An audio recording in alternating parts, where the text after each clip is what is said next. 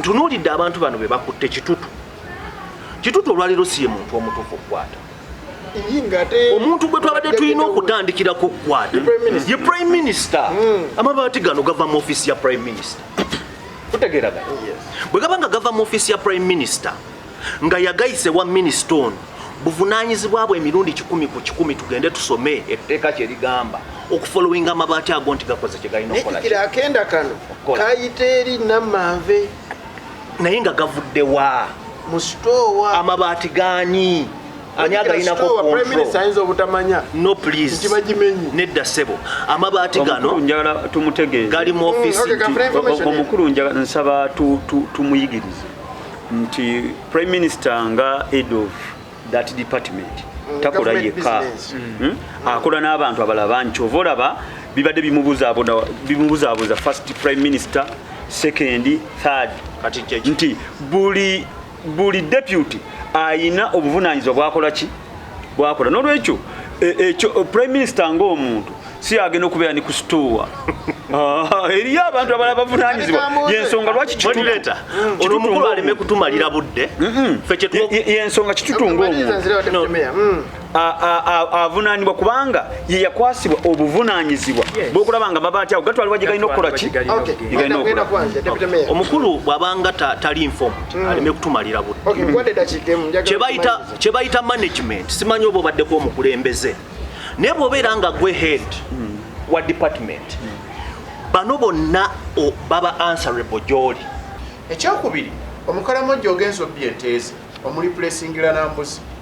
kyetwalabadde tulowooza nti tekinologi omupya zze twalabadde tugaa nti bridge z'Ekalamoja tuzikyusizza tutya si mujjako nte n'omulipulesinga nambuzi value wise tekwatagana golodi gwe bajja enayina Ekalamoja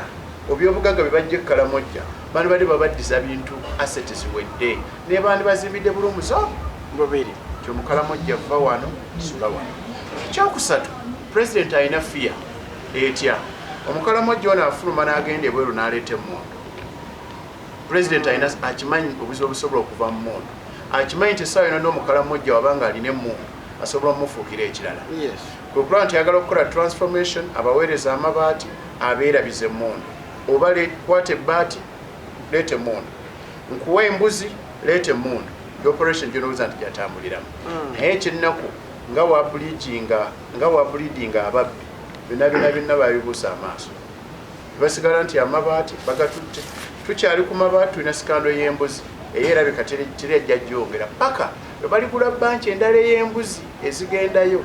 netujjukira sikano nti this time bagula embuzi naye kati banki endala gye baguze ey'embuzi zebabbye. Bwe twali wano baategeeza nti gavumenti eno tesobola kuvunaana bantu bano n'omundi n'ogutya n'ogumu. Njagala kisigale ku likodi nti nabagamba ffe nga bana NRM tetukkiririza mu bubbi bwonna obwakolebwa mu kubulankanya ensonga y'amabaati gaki g'Ekalamoja. N'olwekyo neŋŋamba tukivumirira era ne mbagamba nti tuleke Pulezidenti Museveni abakulu bano bayogera nnyo ku nsonga y'okwogera kw'omukulembeze tayogedde ku mabaati naye ne mbagamba nti omukulembeze yagamba tuleke palamenti ekole omulimu gwayo ne poliisi era omulimu gwa poliisi bwe yagukoze ne palamenti byebibala bye tulaba amateeka gatandise okukola nti buli muntu eyenyigira mu nsonga eyo atandise okukola ki okwatibwako nanti njagala tugenderere kyenjagala okukulaga nti okunoonyereza kwonna kubaako we kutandikira ne we kumalira. Kati tutandikira ku bottom line amabaati gava gatya mu office ya prime minister era ani avunaanyizibwa ku communication y'abaani abalina okufuna amabaati. Muhoozi ayagala okwesimbawo kubaka ku adiya ng'akozeseza tikiti ya NRM ng'ajja kubwaki kwa president ne Anita Amongo naye ayina ensonga yeetya yemu. Kakati ojja kuweekanga nga amabaati gano katego ng'ani akabateze Muhoozi nga ne mwami Museveni naye akikola ki akirimu watya. Omanyi President Museveni olwaleero Anita Mongo ye speaker wa parliament naye awanye omwaganya opposition okubeera nti bayisaawo ki ensonga Anita Mongo it is the same uprise nga Kadaga naye wali omukola ki omulaba nti bawanga nnyo omwaganya opposition yene ebeere ng'eyisaawo ensonga zaaki zaayo ate oluusi nga mwami Museveni takikola ki takyagala kakati bayina okumakinga sure watya we bayinza okubeera nti basuula Anita Amongo ne gurupu ye emuwagira kubanga Anita Amongo atambula nyumba baka ba parliament ne obo ina birthday party ngoli baka ba parliament ajja yave Karamoja ate mwatu we bagimuleetera nti abakaramoja kalicha yaabwe era community zesinga twanitaractinze nabo ngate at that time bali bo amabati ate sigebeetaago olwa kalicha etali broken twabadde tusuubira minisita okuvaayo ekisooka n'ategeeza mukama we prime minister n'ayogera kubanga amabati gava mu office ya prime minister sina kindi nategeeza eggwanga oba nategeeza ne president kubanga amabati sige bali beetaaga kyali kitegeeza gakozesa byabwe namba 3 Speaker of Parliament yabba amabati atwala essiga lya minisita nga saba minisita yabba amabati omukulu yatereze kubanga agambye mukubba amabati mukubba amabati njagala tutunuulye lwaki bakwata bano abaana bali wange Anything Media. Program ya Fred Earthquake omunkenke egenda kubeerayo buli Monday sawa 4 gwe mundiga fogendo kuba kusembayo egenda kuddayo ku lunaku olw'omukaaga egenda kubeera ngiddayo ku lw'omukaaga saa zijja kuba 4 ez'ekiro mbeere nga mugirinda tujja kubeera nga tulina Facebook live buli lunaku lwakutaano saa zijja kuba 2 era ez'ekiro tujja kuba natwogera ku nsonga ez'enjawulo twababuulira nti twasalawo tukyuse mu programu eno olw'ensonga y'abasiraamu nti tusiiba munnayawo tuba tuli mu manzaali ate muno omuntu omuddusa mu manzaali ajje mu programu wano ate nga wali ne tarawuya so tubeera mu kutendereza deputy mayor tuli ne banna NRM 2 banna NUP 2 munna Democratic Party ne munna FDC of course mwe mwagendera mu bannange so katumbeerawo omwomu okendera mu kikyotegeeza ne mu numbers mwe mukyera abannyo omuntu omugezi bajja mu bantu omutwa asigala abasinga obugezi ngenda kiraba olwaleero deputy mayor so nyinza okulaba abantu ababiri nga si bagezi basinkane omu omugezi ekigenda maaso honorable Kitutu Kimono Goreji yakateebwa naye nga amaze mu mbuzi ekogga yaliirayo ne pasika abantu nno gye bagirira wabweru ye nga ali munda ne basibe banne mukama yamusaasira kawunga yakalya oba si kyo nga yafuna kamera akuva ebweru kuba nawulirako nga yali byabashaija no yali onagerera amakomera aganya okulya ano abulooza abantu bebagamba then bayine n'agamba nti tannagaana naye ebiseera ebisinga wali omukka tewabula muliro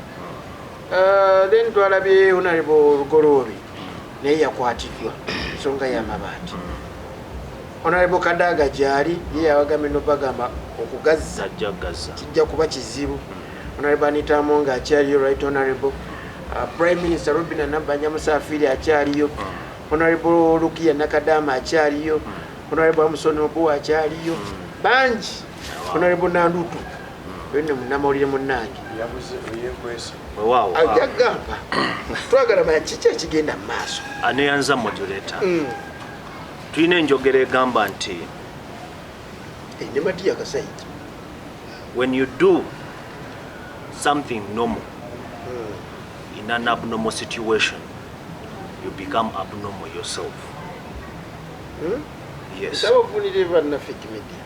Nti bw'okola ebintu ebya bulijjo mu mbeera etali ya bulijjo obofu etaamu entuufu gye nkuseza of course kiba kituufu newe kigenda ku muntu ate abeera ng'omuntu ofuuka atali wa bulijjo. Yes. Kakati embeera gye tulimu mu Uganda tukulemberwa ababbi abatatandise leero gwomu ku bakulembeze tukimanyi bulungi nti President Museveni bwe yali ajja mu Uganda muno babba ente z'abantu, babbanga emmere y'abantu gye bafumba ku masepiki, babbanga engoye z'abantu, ne babba embuzi, buli kimu baakibbanga. Y'engeri gye basurvivingamu era yeewaana. Titwalumba ne tubba wano emmere ne tugenda ne tukola ki? Ne tuya ne bw'osoma akatabo ke. Naye nti mu lutalo olulimi lwawukanamu. Bonna busigala bubbi. Kibeera lubi. Nedda ssebo bonna busigala buki bubbi kuba embeera be bagicreatinga era ne baliisa bannaluweera akakanja embeera ebintu byabwe byonna ne babibba ate nno mu kubibba bambi ne babasuubiza n'obbasasula myaka 38 paka kati tebafunanga wadde akantu nolwekyo omubbi asigala mubbi abantu bano batubba okuva nga bajja era yembeera gye batambuliddemu ebbanga lyonna bagamba akaki akakyama amamera bw'okagolola akakola ki kamenye kabumenyese so obubbi buli nnomo ewa Museveni n'abantu njagala tudde ku eno oyogera kikutandika okubakwata ali mu kulaga ati kati mbadde nzimba ensonga obubbi okumanya buli nnomo olwaleero atabbye mu gavumenti ya NRM yatali nnomo era omukulu omuwulira nga obubbi bubaddewo bwajja n'agamba nti kati abaatwala amabaati ago nga abakategorizinga n'obakategorizinga ababbi nti waliwo abagabba nga tebamanyi abo bagakomyewo tubasonyiwe waliwo n'ababba nga bamanyi naye tumanye etteeka kye ligamba nti bwe bansanga n'essimu yeeno kasita ebeera nga nzibe sina ngeri gye nneewala kuba muki mubbi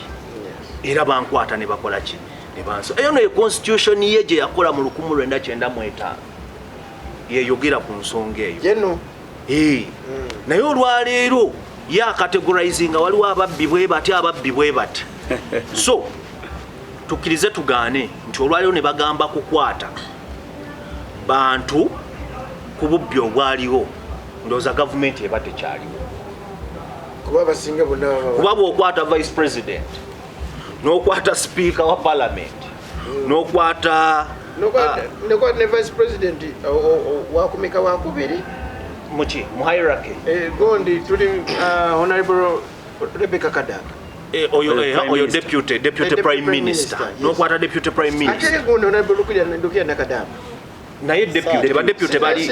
badeputy bali nga basatu ndowooza baaliwo ne Moses ali awo so waliwo first second ne third Moses ali kyamulemesa gali bwali bwangu so abo nga bwemba okwata vice president kwata speaker wa parliament eryo sigaddamba oba oli sosonkodde kwata office ya prime minister awo mwebali awo ababbi awo bangi nawo kati kwata minisita w'ebyensimbi n'omu ku state olugoloobi ogenda okulanga bw'okwata gavumenti kumpi ebeesigazza gondi akola ngandi president Hamson Oboa mu parliament chief whip government chief whip so nga bw'ogamba kukwata lukalala lw'ababbi ekyamazima gavumenti ebeesizinga okubeerawo ekiseera kyo nolwekyo omukulu kyovola atandise okukategorizinga akwata ababba nga tebamanyi kyovola bw'oli yagamba nze gaatuuka ewange nga simanyi amabaati oba gaafuna ebigere osigala nga weewuunya ekiri mu ggwanga nendoza bano abiri be bakutte balinawo ekyenjawulo nedda ssebo nti Maria Goreti Kitutu Kimono lwaki teweefuga ye ayina gundi bbiri tesobola kwefuga nga olimba eggwanga egundi ebbiri scenario zebbiri zayina yasooka n'atwala amabaati 9 wakati wa June wa 2022 ne 2023 mu January then nakomawo n'atwala amabaati amalala 15,500 n'atakoma ku ekyo ne muganda we n'avaawo n'amalala 10 kati oyo ayina ensonga z'endala then ate Lugoloobi yewe yagakwata yagatwala ku kiyumba ky'ekayunga kati ndoza ayawukanamuko ne bana nedda tewali njawulo omubbi aba mubbi ate etteeka likujajinga kyekimu eyabba n'atwala in fact waliwo kye tuyita misuse of office bwenkwata sente za gavumenti ne bwenzikozesa bukozesa kye zitalina kukola that is already corruption nina okukwatibwa so oziteeka ku nyumba yange oba ozikozesa kyezitalina kukola nezidaivatinga gusigala musango nolwekyo eyereme kuba issue etudaivatinga kutujja ku nsonga ntunuulidde abantu bano be bakutte kitutu olwaliro si ye muntu omutuufu okukwata omuntu gwe twabadde tulina okutandikirako okukwata ye prime minister amabaati gano gava mu office ya prime minister kutegeeragana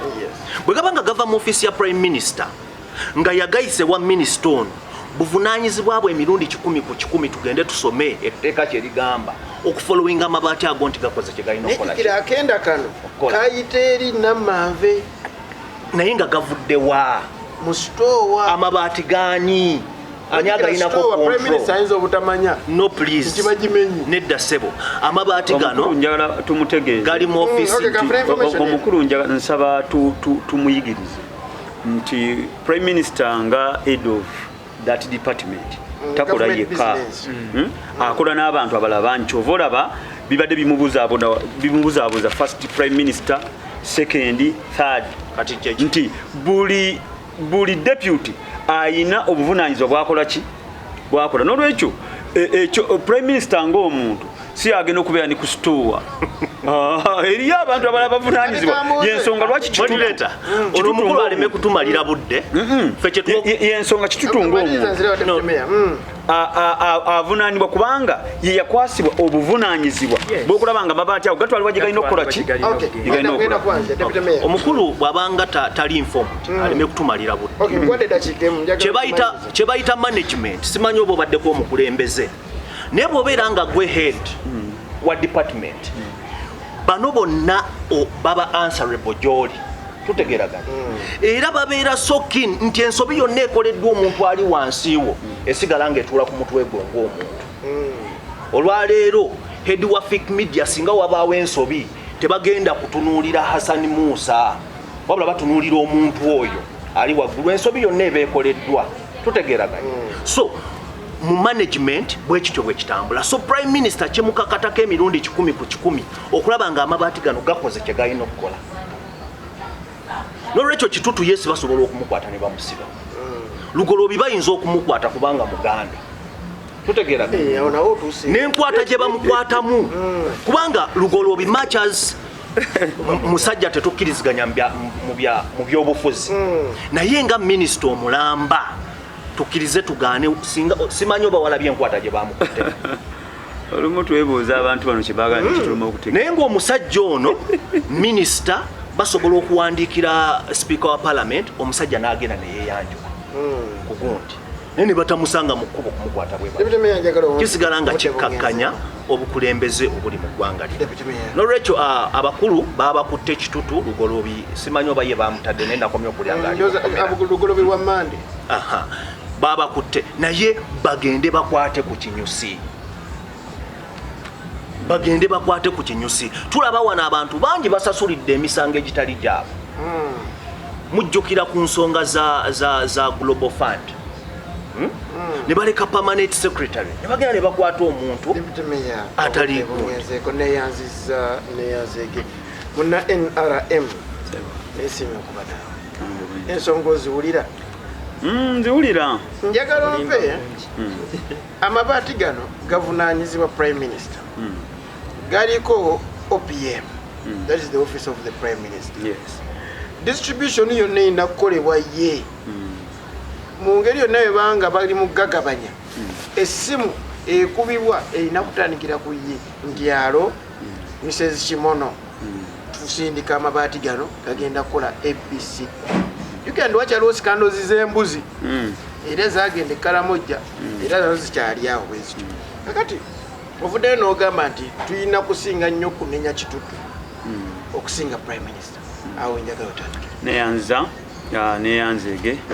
okusooka nzikiriza nsooke nebaze bannange bano betuli nabo ate era mbajjukize nti omulundi gumu gwe twali wano baavaayo ne bagamba nti President Museveni gavumenti eno tesobola kuvunaana bantu bano abenyigira mu buzibu bw'emisango buno obw'okubulankanya amabaati g'e Karamoja naye era njagala kisigale ku likodi njawulo ebintu bibiri okubulankanya n'okubba tulina kukozesa kigambo ki byonna mbitwala nga bye bimu kubanga era byonna nanti kakati buli muntu alina engeri gyategeeramu ebintu.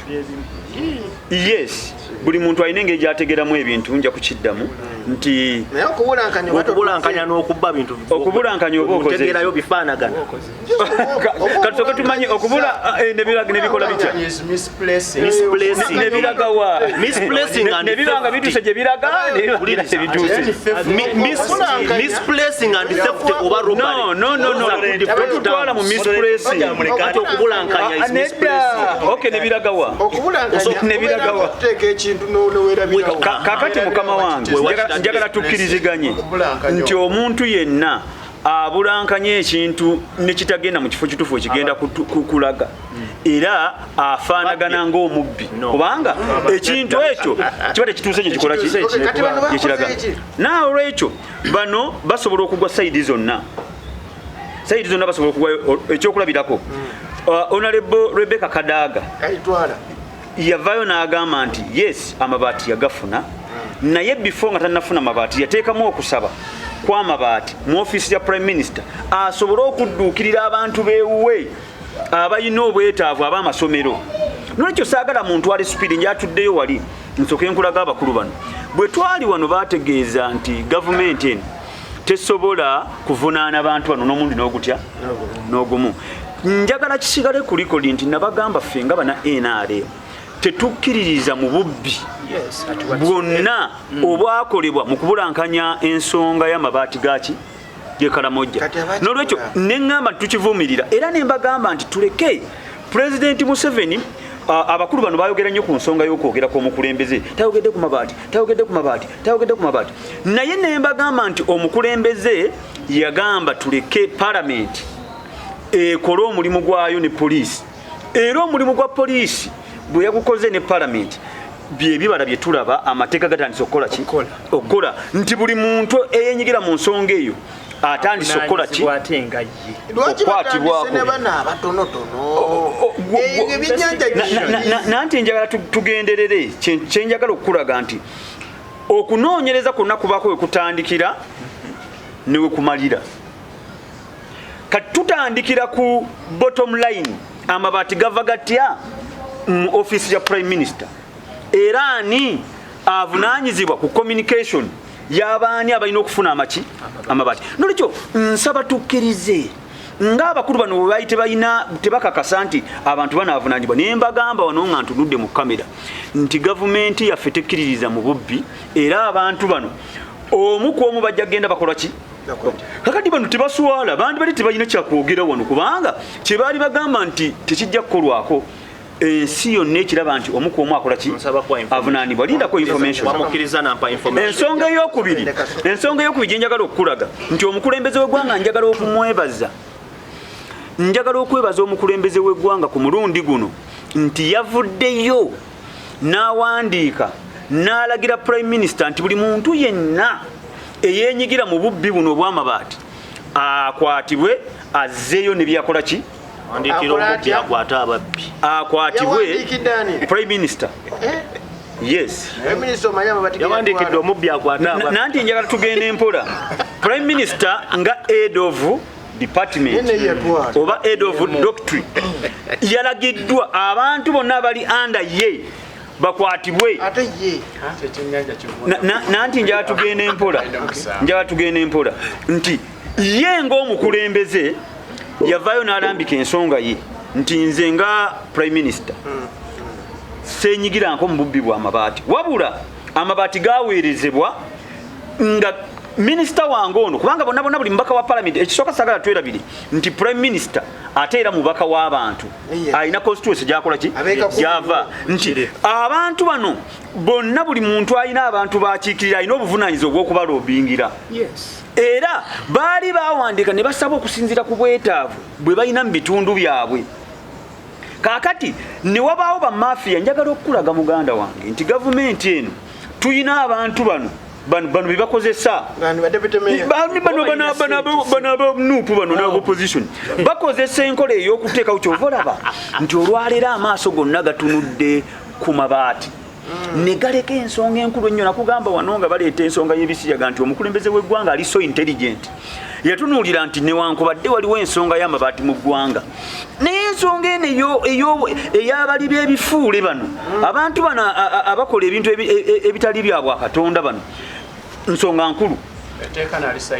Anti njala tugenda empola kyobalaba nti bano abakkiririza mu bisiyaga bano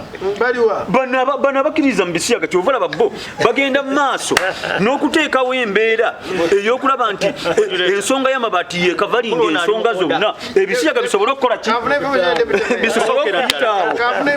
Sookera ddala njagala amenyewo ekyo okukkiririza mu bisiyaga kuba kitanishinga erinnya lyawe omuntu bw'atakimenyawo nsaba tuleme kweyongera kimenyewo. Naye ng'era kati ensonga y'ebisiyaga bw'obanga enzikiriza ekkiririza mu byo addemu empisa bw'aba referringa ku bantu aleme kuba referringako na bikolwa bibi ng'ebyo ekyobusiyaga. Tukivumirira ebbanga lyonna tukivumiridde, simanyi kwa besinga kugamba nti tukola ki tukikkiririzaamu. Era nayagadde n'omuwa information. Omukulu ono agambye nti twagamba wano nti Museveni tayinza kukwata ku babbi. Simanyi oba ali mu ggwanga lino nti batocha survivors movement eya NUP. Simanyi oba abadde agoberera embeera gye bataddewo oli munnamawulire ebbanga lyonna beekalakaasiza emirundi n'emirundi n'amabaati. Waliwo n'omukulu juze eyatuta obubizzi, simanyi oba wamulabye parliament, naye nga yeekalakaasa. Eno gavumenti y'abaana ewulira lulimi lwa kwekalakaasa. It was through pressure Museveni gye yawulidde mu kikole pressure ye y'amaanyi basayinga etteeka ly'ebisiyaga batandika okukwata ku bantu bano, naye ng'ekyamazima babadde awo wensinzidde okusaba abakulu bano nti nga bwe bataddemu amaanyi okubikkiriza ensonga eno ey'ebisiyaga, kubanga bw'otunuulira ensonga y'ebisiyaga n'ensonga y'amabaati tulaba nti amaanyi ge batadde mu mabaati gensaba bateeke mu nsonga y'ebisiyaga eno, baveeyo bagende ku street. Ninze mukama waabwe kubanga bagamba kiva kuki, ninze mukama waabwe agende ku street n'abasigadde nga bagamba twagala omukulembeze w'eggwanga ensonga etteeka ly'ebisiyaga lino balikole ki, balisayini kati okuleka ng'oliko kikyamu yamaze yavuddeyo ne yeekalakaasa ku mabaati. Oli president nanti kankati baddira oluwombo oba ettu ly'ebisiyaga. Waliwo ebintu bibiri byenjawulo balina essuubi nti ajja lisayininga, naye wadde tebalina ssuubi nti ab'amabaati. And he has already said it, ngenda kulisayininga. Kakati okujanga gwe oba assurance ti beekalakaase mangu. Nanti kati kankubulire eno diversion eyaki y'ebisiyaga ate ffe twabya ati nkubuulira lwaki temuteeka maanyi wali eri ku bisiyaga kusinga amabaati kyemuva mwabye muyiseewo kuba waliwo ebisiyaga. Nkugambye bano ebintu bino babiwagira indirect. Kyova olaba bw'otunulya etteeka tukimanyi mu nsi yonna ensonga ya kalabba bagivumirira mu nsi yonna. Naye nja okutegeeza bagiteeka mu tteeka nti ekyo kyakola ettooke baalirya, ettooke balya kubanga bino ebintu babyagala. Kyova olaba amaanyi amangi bagatadde ku mabaati. Olwedde issue eri mu palamenti bagikozeeko ekolebwako, naye amaanyi gonna bagatadde ku mabaati. Ensonga y'ebisiike tebagifaako. Njagala nkubuuze lwaki gwe amabaati ogavaako nnyo n'oddukira ku kino? Ensonga y'amabaati nakugambira nti Parliament ne poliisi ya Uganda egikolako era investigation zigenda mu maaso. Bino ebisiyaga tetunnafuna bantu bano bavaayo kugamba nti abannaffe nti ekintu ky'ebisiyaga kyaggwa Parliament yagiteesaako etteeka liri ku president ate kiki kyoba amaanyi gano ge batadde mu mabaati tubalabye nga bavayo bagenda ku street. Nze mbalize ku street nga twogera ku nsonga y'ebisiyaga. Nti bamemba baffe nti bamemba b'opposition betulina mu parliament. Nze mbalize neyaleeta biru yali opposition for your information. mbalize neyanze tuvumiridde ebisiyaga naye muganda waffe tuleke kubuusa maaso kyayogera yadde wa NRA tukibuusa kuba kiri kyamulabatiza information infu lwaki olowooza nti ekiyaga kyatesebwako amabati bagateesangako era ne balagira investigation zikolebwe ne balagira investigation zikolebwe era Edific Media. Tukomye tuli ne Honorable Katimbo Ali Meya addako nasana municipality bwagamba nga aline bano tiketi ya ne timu ali tiketi ya Democratic Party kakati Muhoozi ayagala okwesimbawo kubaka bapara ku adia nga akozeseza tikiti ya NRA ngajja kubwachi kwa president ne Anita Amongo naye ayina ensonga yetya yemu kakati ojja kuwekanga nga mabaati gano katego ngani akabateze Muhoozi nga ne mwami Museveni naye akikola ki akirimu watya omanyi President Museveni olwaliro Anita Amongo ye speaker wa parliament naye awanye omwaganya opposition okubeera nti bayisaawo ki ensonga Anita Amongo it is the same uprise nga Kadaga naye wali omukola ki omulaba nti bawanga nnyo omwaganya opposition yene ebeere ng'eyisaawo ensonga zaki zaayo ate oluusi nga mwami Museveni takikola ki takyagala kakati bayina okumakinga sure watya we bayinza okubeera nti basuula Anita Amongo ne gurupu ye emuwagira kubanga Anita Amongo atambula nnyo babaka ba parliament ne obo ina birthday party ng'oli mbaka wa parliament ajja n'omuyita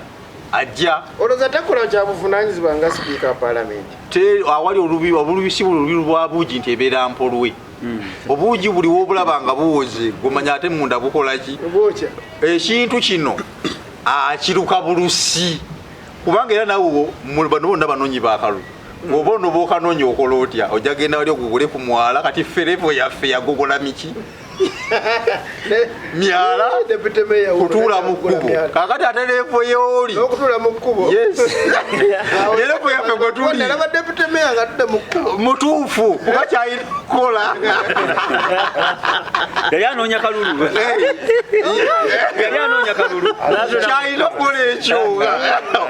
abantu bokumulaba nti naye ddala alwana era nze namuwagiramu ekyo kubanga namulaba ku BBS telefina oba nfuna bulungi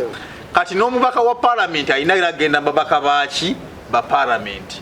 olw'okuba nti nno bayina target ey'okukyusa obwa president etteeka libaagala okuleeta nti nga babaka ba parliament be balonda president nga wekyali emabegako etteeka eryo waliwulira nnyo naye ne bagenda nga ne balisirisa tolowooza nti ebintu bino oluusi gavumenti mu kubireeta n'esirika nti eba temanyi oluusi esooka nejja nesuula ejinyamusaka erabe endowooza zaffe nakiki reactions zetukola ki zetuleeta ate nga ababaka ba parliament sebutompembo n'obwadde nnyingi ate nzindi omubo bangi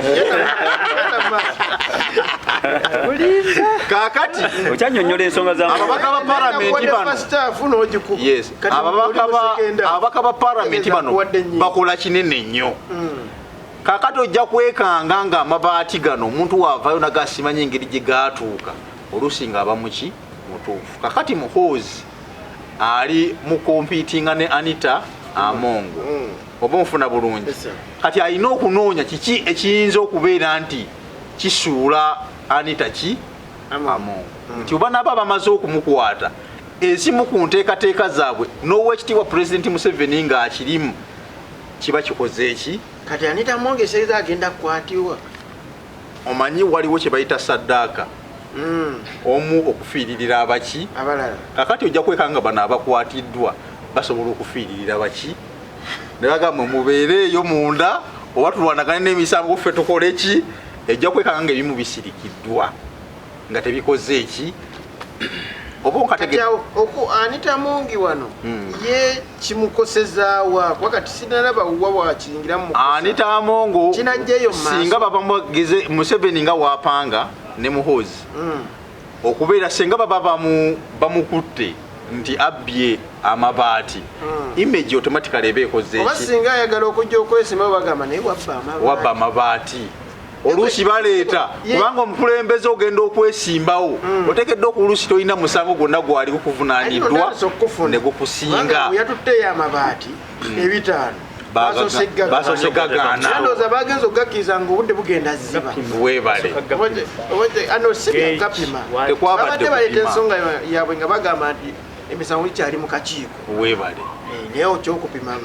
ekikyabadde bagiri kilomita weebale kakati mu mbeera efaanagana bwetu ye tageti ki yaabwe naye ojja kwekangangana Kitutu ne Lugoloobi ng'abo bafuuse saddaaka z'abaluwa z'abalala ekyo kimu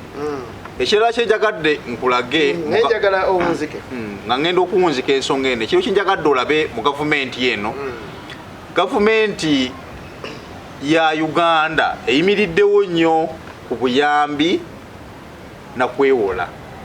zino ssente zaffe zebatukuŋŋaanyamu ez'emiwu omusolo zo zaabwe zakulya oba ofuna bulungi zaabwe ze balya buli sente nogamba nti gundi alina obuwumbi obuti ebizimbe bifulumyewo ebiti zaabwe kakati bajja ne beerabira nti gavumenti yaffe ya Uganda bagijjako obuyambi obumu oluusi n'amabanja ge tulina okwekuwola maki manene ne basigala nga beerabira nti kati ssente ze tulina okubeera nti tukozesa olwaleero ez'emiwu omusolo ne basigala nga baalookinga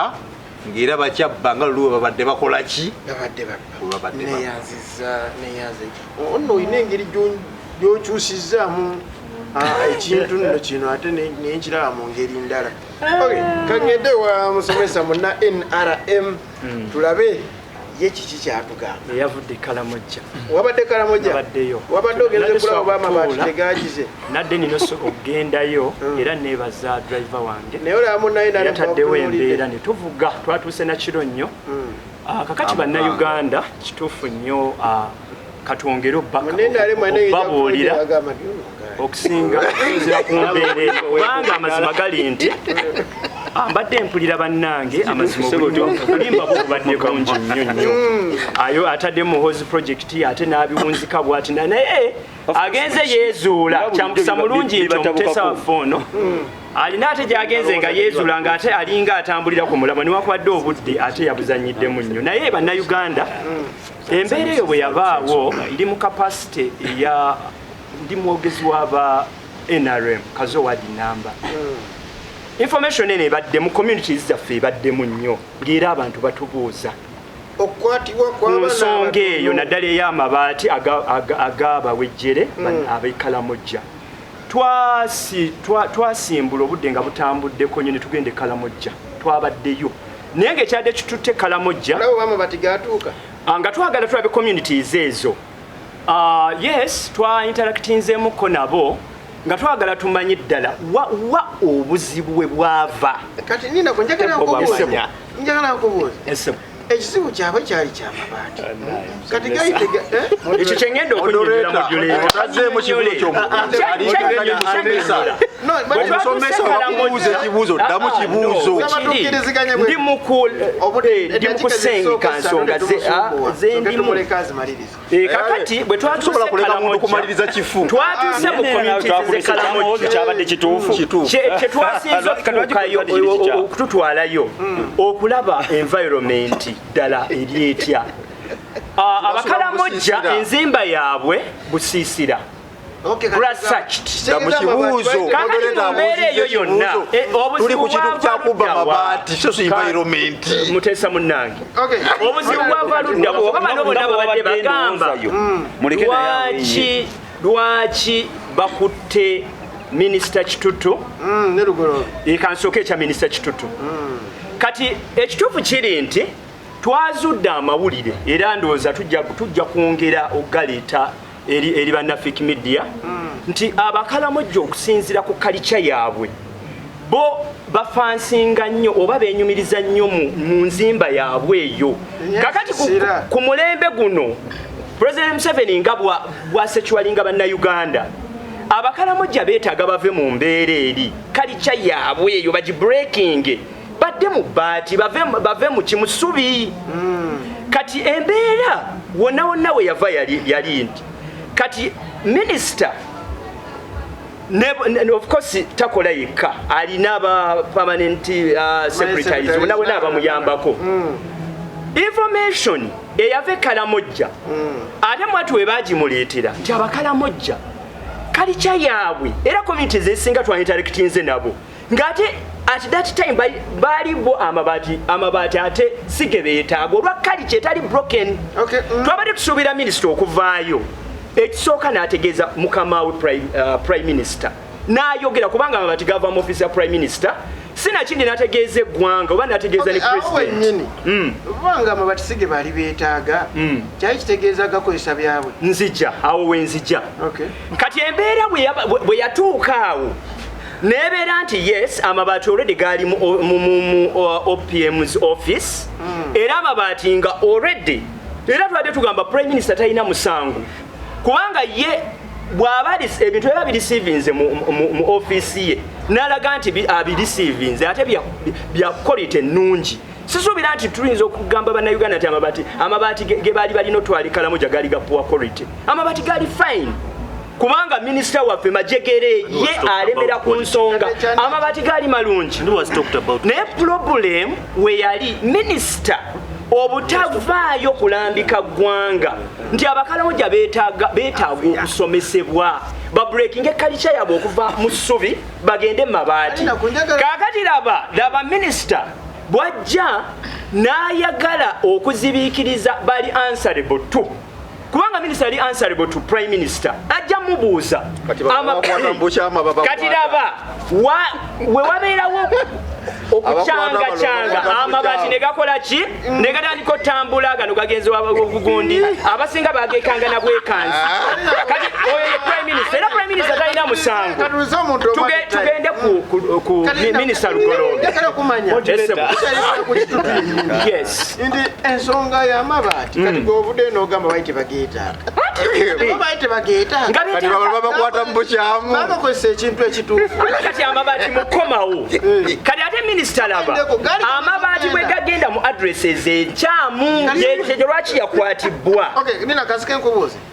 Oyogeranga omuntu awagira NRM oba ng'omuntu njogeranga munnayuganda amafuta gabadde NRM saga gye mu secretariat tugenda Karamoja twavuze ne tugendayo interacting ne Karamoja. Of course obawolereza kiraga nti oli munno. Kuno sina kuwolereza. Kuno sina kuwolereza. Minisita simuwolereza.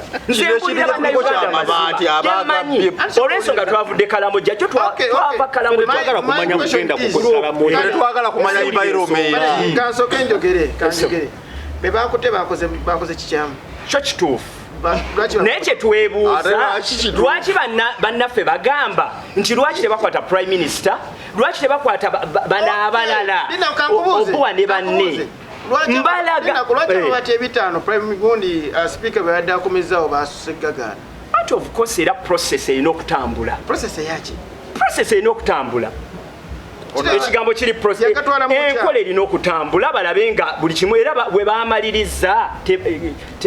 tebagakkiriza kuba batunula end result bwe basoose eggagaana tetujja munnayuganda ku mulamu amabaati bagaliseekaloza kyabadde kirungi.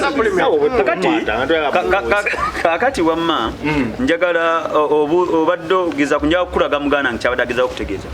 nti mu nzizayo gy'amabaati President bwe yalagira abantu abatwala amabaati gano abagafuna bagazzeeyo waliwo emitendera mwe tuyita okulaba nga gakola ki mu ofisi ya DPP era bwe bamala okuwandiika mu butongole okuzzayo amabaati gano balina okuyita mu mitendera okuva mu amabaati gano gogazaayo kubanga abasinga obungi baali bagakozesa nga bagakomerera akati nga alina okuddayo mu procedures amabaati gaggyibwawa tuyita mu mitendera kyo olina okuwandiika prime minister ekkirize office eyo nti quality ne obungi ne gali marked so ye procedures oba gye mitendera omuntu gyakugamba gye balina okuyitamu okwetegera okukakasa nti amabaati gano agakomezebwawo katono nnyo abantu bano babuzaabuza amabaati tebagaagala Karamoja alaze nti prime minister yakoze okunoonyereza nti okusinza ku environment yaayo bwe yabadde Karamoja amabate bagagala ate prime minister omugwagamba ate yagakomezaawo kakati ate yakomezaawo galagewa lero omukulu tetumutegedde naye engeri gyekiri nti tumuwulira bannayuganda ndowooza tuleme kubeera objective nga tudiscussing ekintu kino naye ng'onobeera objective omukulu asinga kutunuulira nnyo atubuulidde nnyo emirundi 7 nga bwe yagenze Karamoja bwe yeebaza driver we okutuuka Karamoja which is ekitali relevant ku ssaawa ensonga ey'okubiri bw'otugamba nti abakaramoja bali tebeetaaga mabaati kitegeeza waliwo obuzibu mu gavumenti kubanga baatuulanga cabinet ne balabanga ekiri priority essaawa eyo yakugulira bakaramoja ki mabaati kitegeeza baagula amabaati nga Karamoja tegeera bamaze nakunoonyereza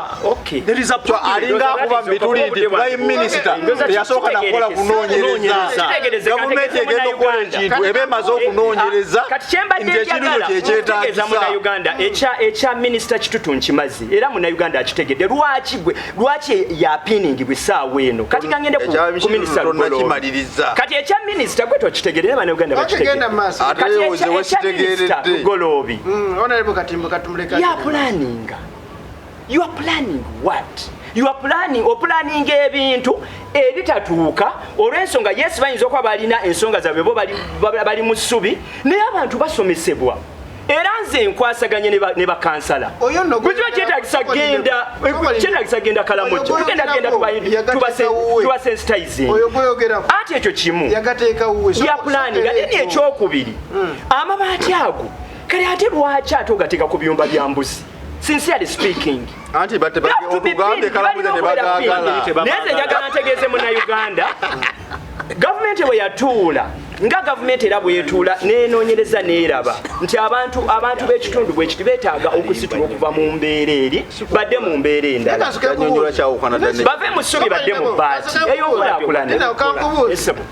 kyogamba bano bagenza olaba nga bayi tebeetaaga nkulaakulana abaki ab'e Karamoja anti kati sensitization sokulindiko twagitandise ate ndako kati wabagitandise twagasseeko kati bannayuganda mbategeeza eyatutte amabaati okkiza nti amabaati bagabbye kyategeeza munnayuganda banyongera eddakiika ng'emu byanyonyo tabitegeera amabaati yes ekyo tukkiriza era nga munnayuganda automatically amabaati gabbibwa naye kantegeeze munnayuganda bwe bano bazanyidde embudde bwange abagabba bakolebwa ngenda kuwa final kiri bwe kiti abagabba bakola eki kantegeeze munnayuganda kakati bannayuganda ekisooka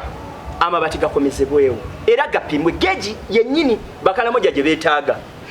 abakaramoja amabaati bageetaaga naye kiri bwe kiti babeere sensitized programs nyingi nnyo ezitambula ekaramoja twasanzeyo radio gye ziri mpitirivu nnyo basomesebe bave mu ssubi essubi lirina obuzibu bwalyo badde ku bbaati amabaati gakomewo mu ofisi ya PM ekyo kimu ekyokubiri ababadde balina okukwatibwa bakwatibwa kati bana abalala embeera yonna eyabaddeyo bana ababiri kabasooke banoonyezebwe DPP's office ekyakola okunoonyezebwa munnayuganda twagala eno diversion abafukuti ya gavumenti gye baleeta tebabatwala birowoozo byammwe musigale nga muli objective gavumenti ekutte gavumenti eruma amateeka gakola era abakaramoja nze ndi ku ward number naye naffe mukatono ennyo twasazeewo tugenda kwongera ku sensitization abakaramoja beetaaga sensitization bave mu ssubi badde mu bbaati era amabaati gaabwe gajja twalibwayo ne sensitization ekolebwe weebale munnayuganda tuwuliriza sebo ndi naawe ab'e Karamoja tebeetaaga mabaati tugenda basomesa mu butuufu bwakyo sijja kugamba nti tebeetaaga mabaati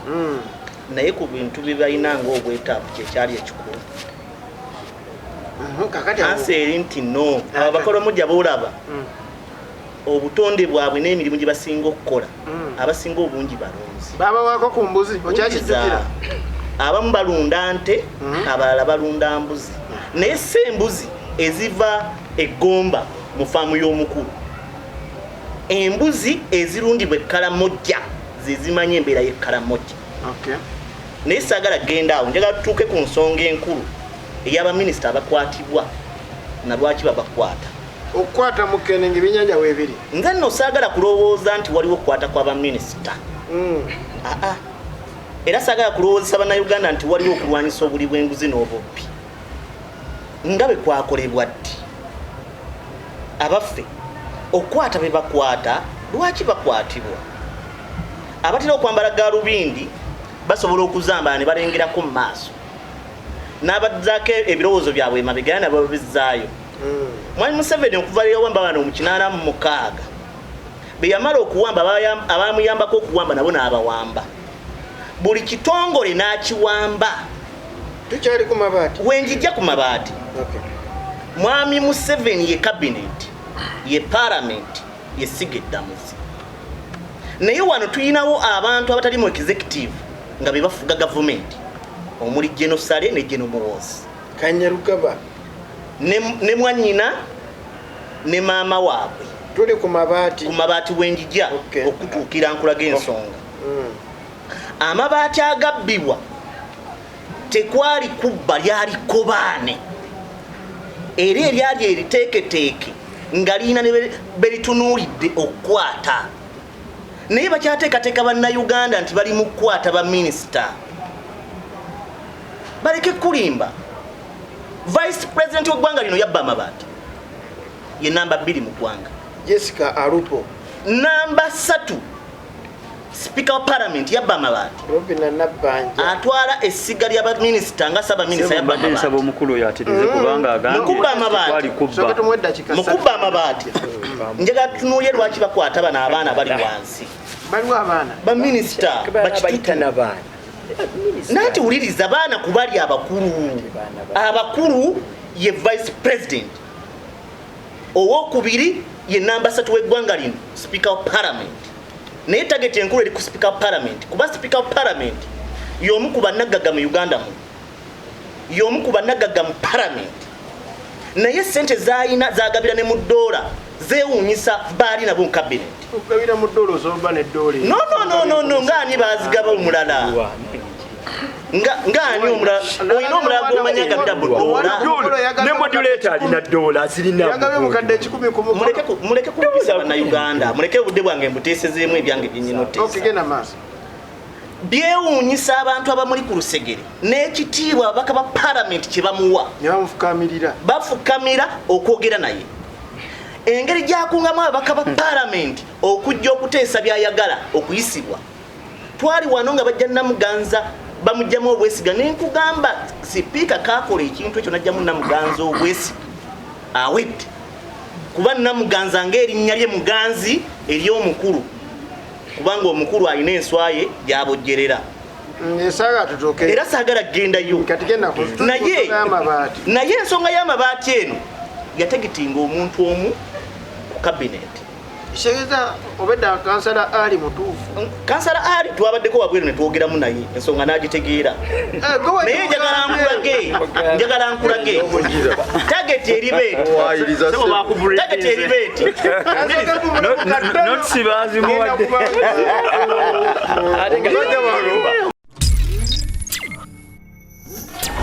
Edific Media. Yes, twali tumudemu katono tukomyewo tukyali ku nsonga tuli ku honorable Twaha yawadde omukulu notice wawadde omukulu notice kireza byayogedde byonna gwe mugambye si kyeŋŋambye ekyo si kyeŋŋambye njagala onfune bulungi ow'ebitakaddiwa mu bigambo byange mbadde clear era nkakasa buli omu ategedde bulungi okimenyeewo nti temwanyumiza sisobola mmenyawo nti twanyumiza mpozi gamba mmenyewo kyogamba gwenga omuntu nti byayogedde nze yabimugambye okunyumya kulala n'okugamba omuntu byalina okwogera so mwanyumiza birala twanyumiza ng'abantu kakati mwami Museveni nga nakyemalira mu nsi katukkanyiza ndi information ogijje ku ye nanti wuliriza nakyemalira nga banakyemalira abalala okufuga eggwanga oba ensi babaako ebintu bye batunuulira kati mwami Museveni abantu bonna ab'amaanyi enzita gyazaabatta yemu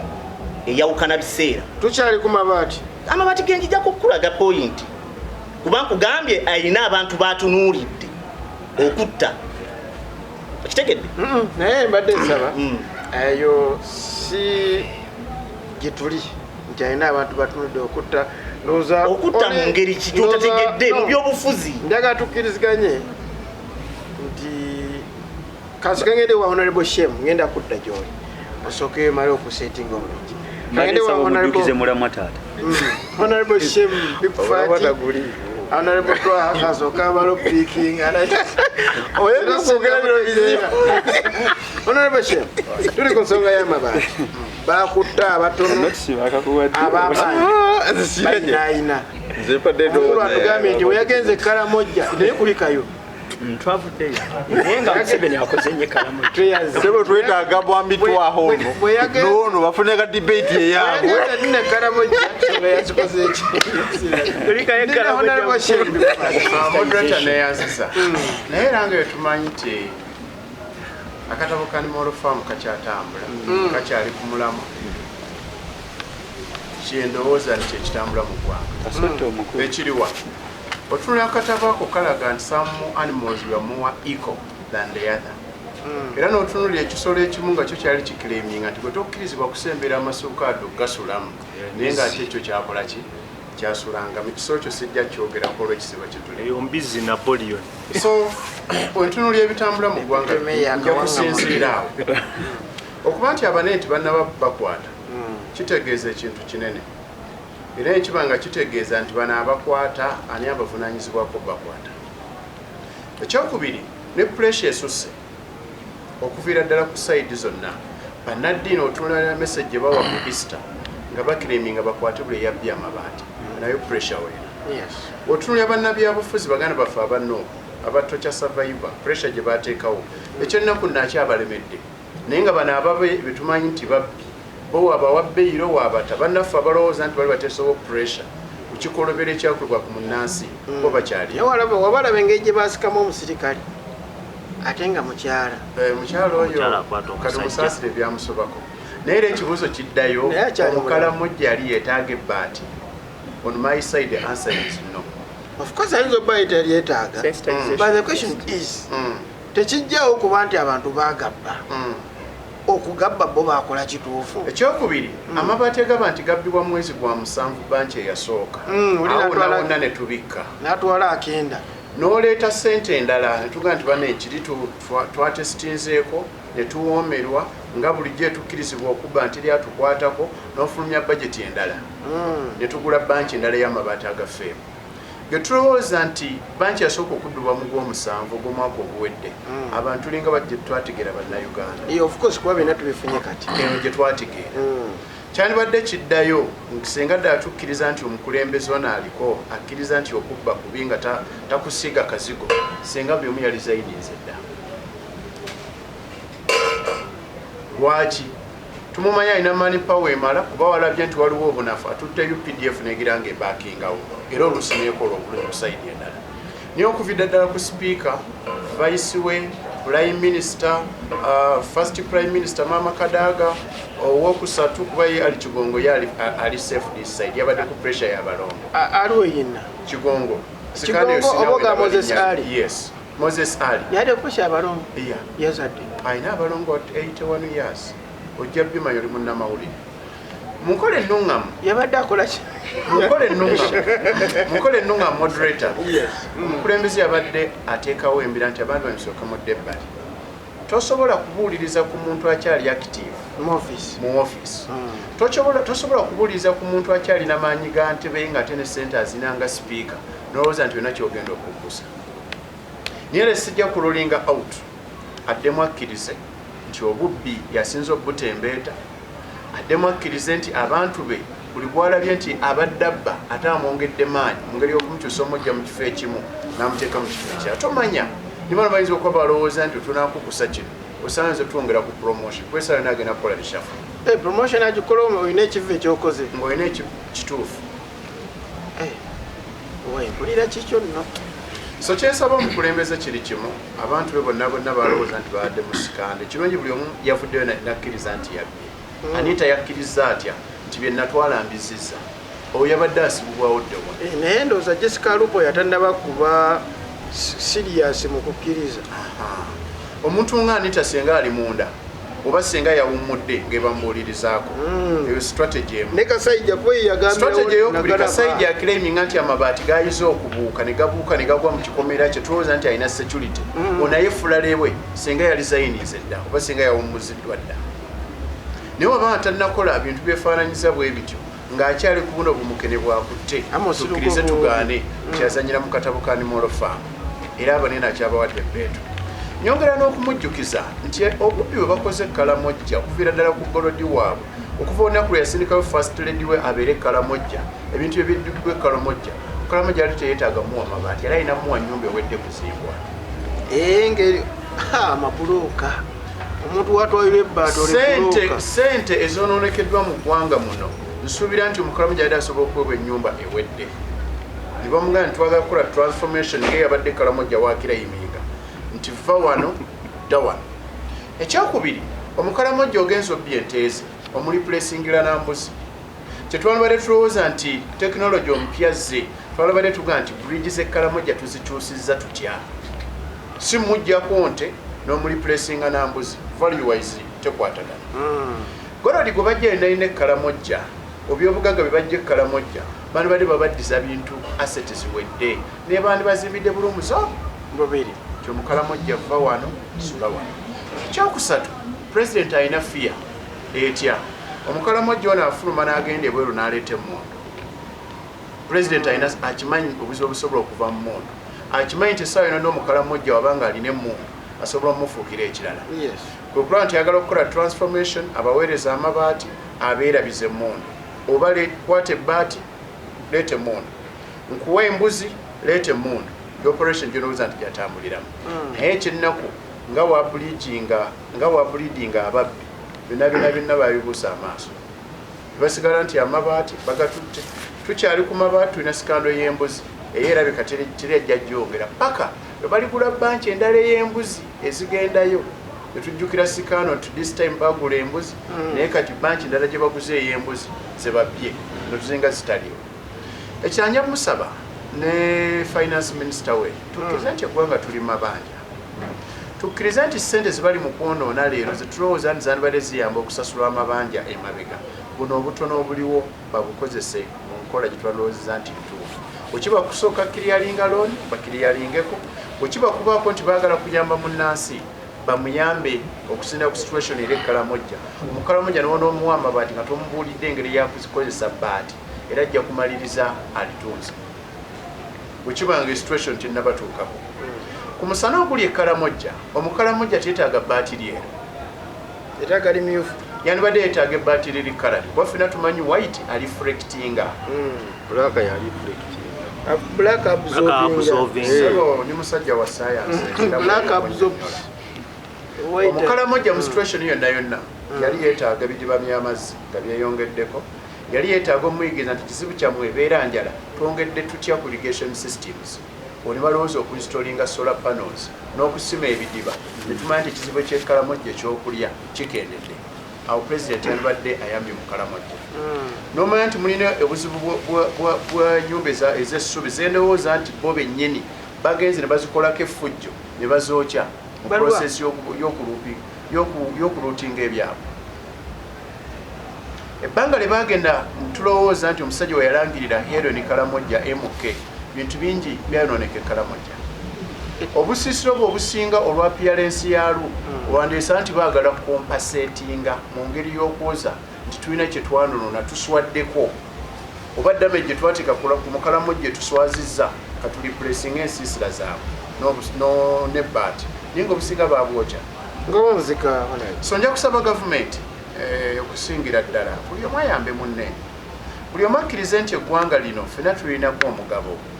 buli omu akkirize nti baba kwadde ekintu kya mufuna mpola topulaninga mukaabya naye pulaninga omaye nti oba ompadde amabaati 10 saba agage 10 nga extra oleme kukaabya mwavu. neyanzege honorable Shem bikufaaki alina ku municipality eri mukulu omuja agenda okuwawankula municipality eyo ndimanyiko ekintu kimu buli omu ajagala bwema agyegwanyiza erimu akasente sente za municipality mweziri olw'ensonga yabanga ali ku climax wa division zenya naye era ekizibu kye tulina kiri kimu sente engeri gye bazirowooza nti weeziri n'alimenti weziririizinga okuva mu gavumenti naye oba mulikkiriza dde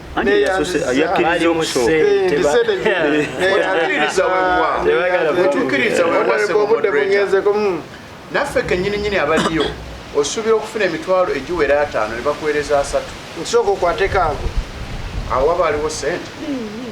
naye n3 wabanga kansala wa municipality akyasasula emitwalo 17 n'ekitundu buli mwezi ne pulezidenti afuna obukadde obakamu emitwalo ameka naye enjawulo gy'alina yalina supplementary budget nze kansala nninakyo wa municipality naawe olutuula bakuwa sente era mba ntudde niira ofuna omundi gumu myezi ebiri tebakkiriza mutandike tuula buli mwezi yagagenda balebotwa ngenda ku eddakiika 2 ndowooza ojja kuba owunzikiramu ensonga zo 2 nsaba zikumale kuba nakwadde first half nenkuwa second half n'ofunamu enjale saagala olowooza sebadda Uganda bwoti mbadde nkulaga Mwami Museveni nga bannakyemalira abalala ayina okubeera ne fayiro z'abantu bano baali nabo abanene mu kibiina kye oba mu kabineti beyeeraliikirira okumuliifula era mu nkola entuufu ayina okubeera ne fayiro ezo ku mmeeza ye nga wojjirayo omutwe ng'akujjukiza ffenna tubale tulaba Mwami Museveni n'enkola ye baministers be okuva ku vice president Wandera Kazibu yabba ssente obutimbe n'obutitimbe obw'ebinnya bw'ebidiba yamukola ki mukyala we nga minisita we Karamoja yanywa amafuta mu kugenda mmotoka ye yemu kika kirala mukudda n'anywa kika kirala yamukola ki emmotoka emu ng'enywedde kika kirala ng'egenda e Karamoja mukudda n'enywa kika kirala eky'amafuta yanywa petro ne diesel ne kerosene kakati ye minisita oyo omu Mwami Museveni yalina baminisita nga babba ssente z'abalema ez'obugaali ng'olwaliro baminisita Mwami Museveni yalina baminisita ababba ssente z'abalwadde ba siriimu betuli mu kugezaako obwakabaka okutegeka emisinde zisobole okuleeta akasente ako kulwanyisa obulwadde nga ye yabakuzabukuza nga baminisita okitegeera ye Mwami Museveni yawadde nno miliyoni aga eyo si nsonga ayinza okuba teyaziwaddeyo lwakuba ayagala nga yaziwaddeyo olw'embeera naye okuwagira si kibi naye gwe okozeeki okuwagira tetukuvumirira akola bulungi naye gwe nga gwe edyovu njagala wunzike obudde bungenze kakati mu mbeera gye tulimu ffenna tukkiriza nti tewali kulwanyisa nguzi wabula waliwo kutyoboola nakubaako bye batunuulira bwe weebuuzeemu nga minisita ayina abakuumi asobola okutya okufuluma mu palamenti n'atandika okufuula palamenti amakaage tekikwewuunyisa weewuunye minisita okubanga akwatibwa n'agaana n'okulaba ab'eŋŋanda ze tekikwewuunyisa weewuunyeemu minisita okubanga akwatibwa n'atwalibwa mu kkooti ne mwannyina maama we ate yali agatunda nga si mukwate kati eggwanga bw'olitunuulira kati maama yamanya gye gavudde naye yali mubbi yali agatunda nga gajjeewa omwana yamuwa buwindi maama nsaggude bonna baali badde bakwate kyenjagala okulaga